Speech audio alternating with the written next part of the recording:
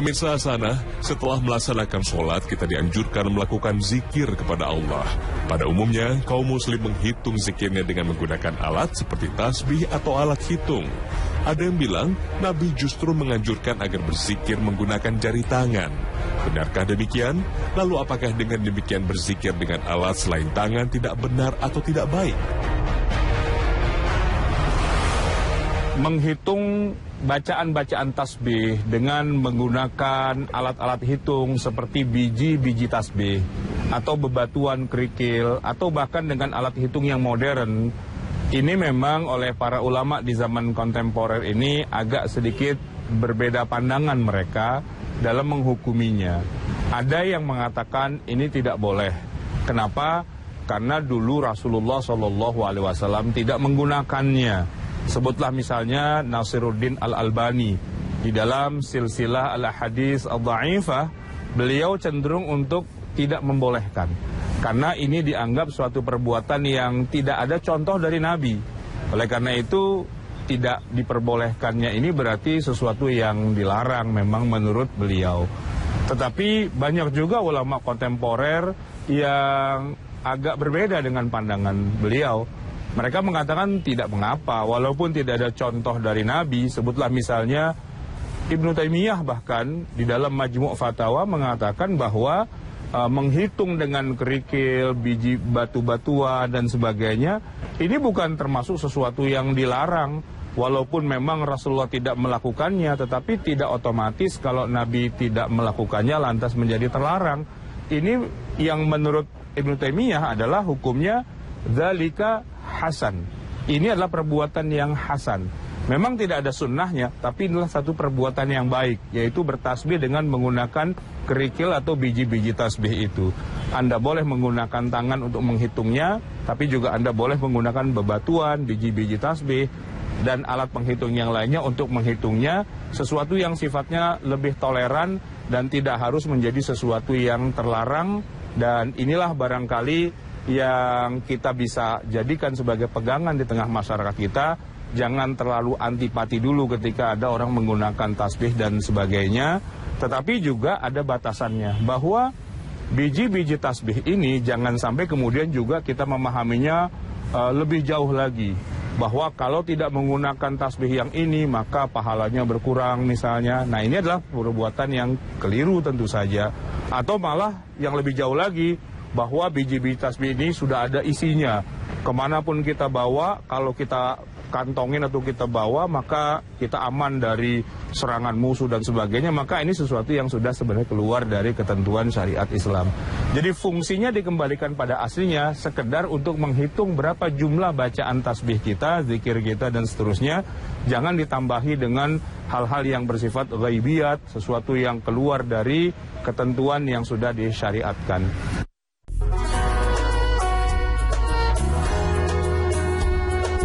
Allah Subhanahu wa Ta'ala berfirman, "Wahai orang-orang yang beriman, apabila dikatakan kepadamu, berilah kelapangan di dalam majelis, maka lapangkanlah. Niscaya Allah akan memberi kelapangan untukmu. Dan apabila dikatakan, berdirilah kamu, maka berdirilah. Niscaya Allah akan mengangkat derajat orang-orang yang beriman di antara kamu dan orang-orang yang berilmu beberapa derajat." Quran Surat Al-Mujadalah ayat 11. Rasulullah SAW bersabda, "Segala apa yang ada di langit dan bumi memintakan ampun untuk orang yang berilmu." Hadis riwayat Abu Daud. Pemirsa Hasanah, setiap sholat kita dianjurkan membaca doa iftitah sebelum membaca Al-Fatihah. Tapi ternyata bacaan doa iftitah banyak modelnya, dan semuanya bersumber dari Nabi Shallallahu Alaihi Wasallam. Apa saja doa iftitah sholat yang diajarkan Nabi kepada kita dalam sholat?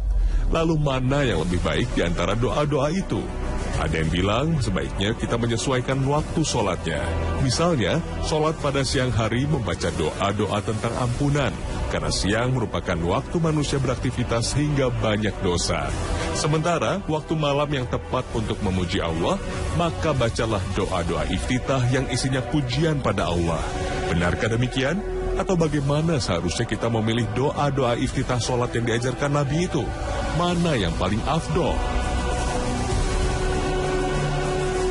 Doa iftitah atau bisa juga disebut dengan doa istiftah, dua-duanya bermakna sama, adalah doa yang secara khusus dibaca ketika kita baru mengawali sholat, yaitu sesudah takbiratul ihram dan sebelum membaca suratul Fatihah.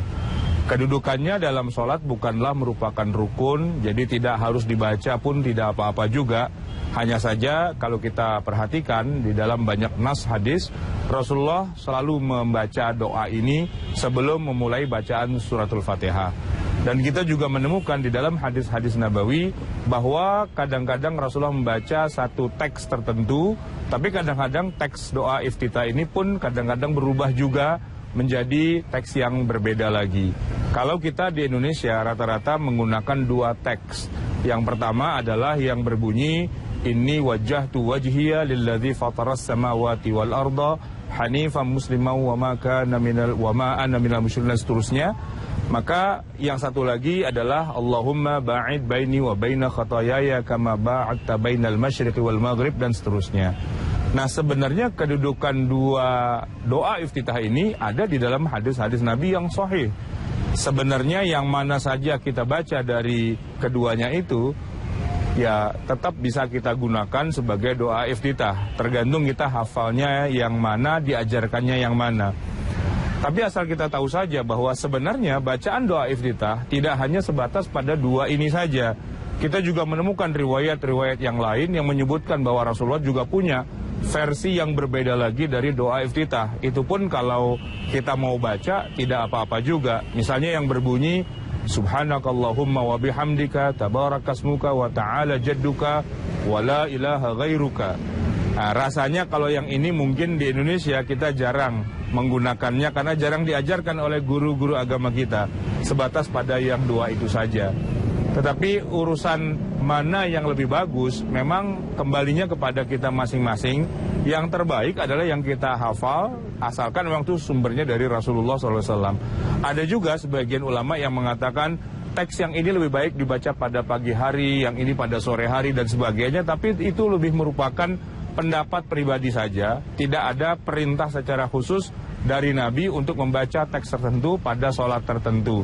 Sebenarnya kita tidak menemukan keterangan di dalam hadis-hadis Nabi tentang doa iftitah bahwa doa ini dibaca pada saat apa dan pada saat apa. Hanya saja melihat dari siyak atau konteks ayat yang dibacakan dari teks-teks doa iftitah itu, para ulama kemudian menarik kesimpulan bahwa doa ini bagus sekali ya.